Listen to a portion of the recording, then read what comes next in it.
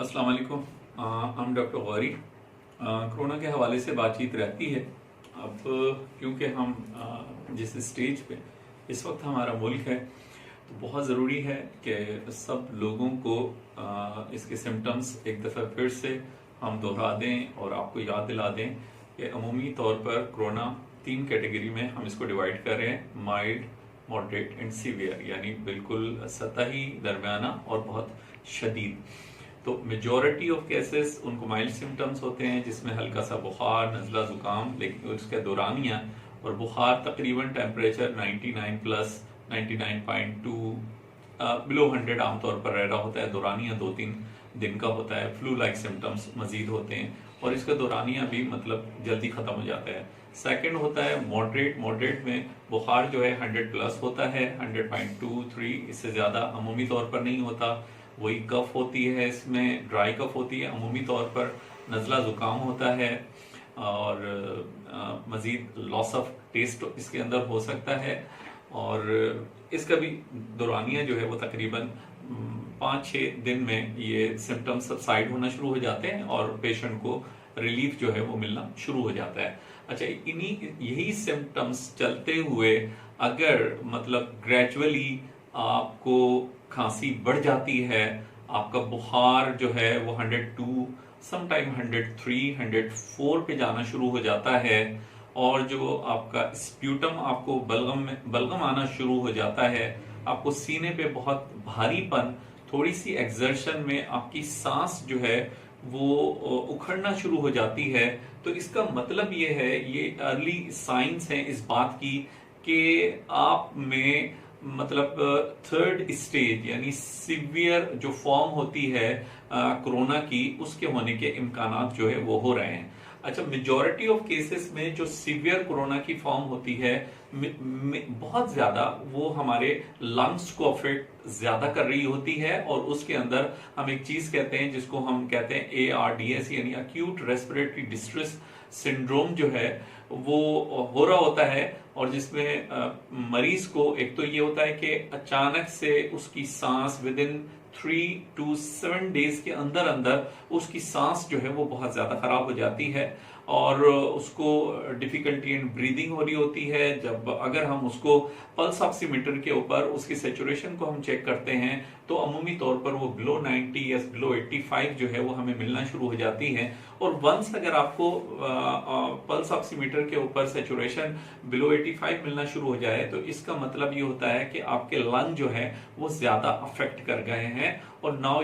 You should rush to the hospital. अच्छा, issue हमारी society के अंदर दो तरफा जो है वो मसला मरीज की तरफ से भी है और साथ ही साथ डॉक्टर की तरफ से भी, जो जनरल प्रैक्टिशनर्स या अर्ली फेज में जो पेशेंट्स को डील कर रहे हैं इस वक्त हम लोग, या हम अपने प्राइवेट क्लिनिक्स में या प्राइवेट जनरल प्रैक्टिशनर्स जो देख रहे हैं, उनके साथ मसला क्या आ रहा है। एक तो कोई भी शख्स ऑल्दो उसको नजला, जुकाम, खांसी, ये सारे के सारे मतलब कोविड सस्पेक्टेड सिम्टम्स मौजूद हैं, लेकिन वो कतई तौर पर वो ये सुनने के लिए कोई मरीज जो है हमारी सोसाइटी में तैयार नहीं है कि डॉक्टर उसको जबान से ये कहे कि भाई खुदारा आप कोई कोरोना का टेस्ट कर लें। अच्छा, इसी मेंटालिटी की वजह से मेजॉरिटी ऑफ डॉक्टर्स के अंदर भी उनके दिल में ये डर आ गया है कि यार अगर मैंने कोरोना कह दिया तो ये छोटे शहर हैं और एक मिनट में मुझे बदनाम करते फिरेंगे, क्योंकि people don't like to hear कि भाई उनको कोरोना हो गया है। देखिए, कोई डॉक्टर नहीं चाहता, कोई मतलब शख्स, दूसरा शख्स नहीं चाहता कि भाई किसी को हम ये कह दें कि भाई कोरोना, आपको कोरोना हो रहा है। लेकिन खुदारा अगर आपको ऐसे साइन सिम्टम्स हैं तो आप ऐसा बिहेव ना करें और ऐसा रिएक्शन ना दें, क्योंकि ये ऐसा क्यों क्रिएट हो रहा है कि मेजॉरिटी ऑफ आवर पॉपुलेशन वो अभी तक एक मतलब इस मखमसे में है कि यार ये कुछ है ही नहीं, ये कुछ नहीं है। खुदारा अब इस बात को यकीन कर ले, मैं ये नहीं कहता कि भाई इससे बड़ी कोई दुनिया में बीमारी नहीं है, लेकिन ऐसा भी नहीं है कि ये कोई बीमारी ही नहीं है। It is more than flu. और खास तौर पर आज जब ये पेंडेमिक, एंडेमिक और एपिडेमिक बना हुआ है तो इस वक्त इसको आप जस्ट सिंपली फ्लू कंसीडर ना करें, क्योंकि कंटेजियस है। एक से दूसरे, दूसरे से तीसरे को, पूरी सोसाइटी को एक चीज लग रही है और मतलब इतनी बड़ी हमारी पॉपुलेशन है, हमसे बुनियादी ये गलती हुई कि हम हर्ड इम्यूनिटी कतई तौर पर हम अफोर्ड नहीं कर सकते थे। लेकिन हमारी जो है वो गवर्नमेंट के क्या मसाइल थे, हमारे क्या रिसोर्सेज थे, हम उस बहस में नहीं जा सकते। लेकिन इस वक्त जो हम सिनेरियो फेस कर रहे हैं, क्योंकि लोग इसको लाइट लेते हैं, लोग डॉक्टर के पास जाने से कतरा रहे हैं, लोग ये सुनने के लिए राजी नहीं है, डॉक्टर ये बोलने के लिए राजी नहीं है कि भाई आप कोरोना का टेस्ट करवा लें। इसकी वजह से जो आम लोग जिनको मतलब माइल्ड कैटेगरी पर रोक कर उन्हें मतलब सही किया जा सकता था, वो पेशेंट भी सीवियर कैटेगरी के अंदर आ रहे हैं। और वो जब हमारे पास पहुंच रहे हैं, हम उनसे पूछते हैं कि आपका चेस्ट एक्सरे हुआ है, वो कहते हैं नहीं। हम और जबकि चेस्ट एक्सरे देखने पर ये पता लग रहा होता है नहीं भी नहीं 2 से 3 दिन पहले से इनको चेस्ट के सिम्टम्स यानी सांस के सिम्टम्स आना जो है वो शुरू हो चुके हैं। और जैसे ही उनका HRCT एक सीटी स्कैन चेस्ट किया जाता है तो उसके ऊपर वो कंफर्म एक डायग्नोसिस जो है वो बन जाती है। तो खुदारा मैं जनरल पब्लिक को ये सारी टेक्निकल चीजें शेयर करने का मेरा मकसद ये है कि देखें डॉक्टर्स भी घबराए हुए हैं, क्योंकि लोगों का एटीट्यूड ऐसा है कि वो सुनना नहीं चाह रहे। इसलिए डॉक्टर अपनी प्रैक्टिस को बचाने या अपनी जो भी कह लें, जो अपनी चीजों को बचाने के सिलसिले में वो घबराता है और वो बहुत देर कर दे रहा है ये बताने में कि भाई आप जाकर के कोरोना का टेस्ट कर लें। और इसको अब इसमें जरूरी क्या बात है कि अगर आपको चेस्ट के सिम्टम्स यानी पल्मोनरी कोविड के सिम्टम्स आना शुरू हो गए हैं और आपने उसको टाइमली अगर हिट नहीं किया, टाइमली डायग्नोस नहीं किया और टाइमली उसके अंदर कुछ ऐसी दवाएं हैं, खासतौर पे खून को पतला करने की जो दवाएं हैं वो इसमें बहुत टाइमली आपको देना होती हैं, अदरवाइज आपको कंट्रोल करना बहुत मुश्किल हो जाता है। जस्ट सिंपल एंटीबायोटिक्स एजिथ्रोमाइसिन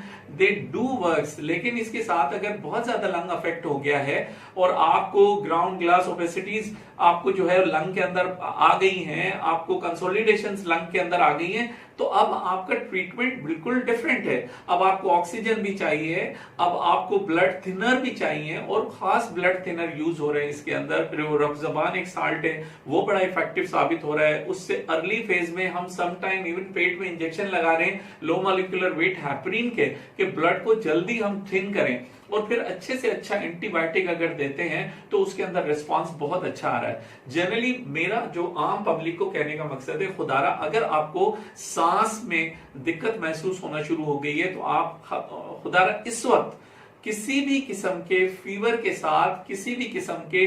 दूसरे सिम्टम्स अगर आपको हैं, पहली चीज जो फिजिशियन है, हमारे प्रैक्टिशनर्स हैं, उनके जहन में जो पहली चीज आनी चाहिए इस वबाई टाइम में वो कोरोना है। और उसके अलावा मरीज को खुद भी थोड़ा सा करेजियस होकर के इस बात को सोचना चाहिए, इस बात को फौरी तौर पर खुद मुंह से कह दे कि यार भाई देख लें, आप कोई ये चीज तो नहीं है, अगर ऐसा है तो मुझे जितना जल्दी बता देंगे मैं अपनी फैमिली को बचाने में और अपने आप को भी महफूज रखने में जो है वो कामयाब हो जाऊंगा। तो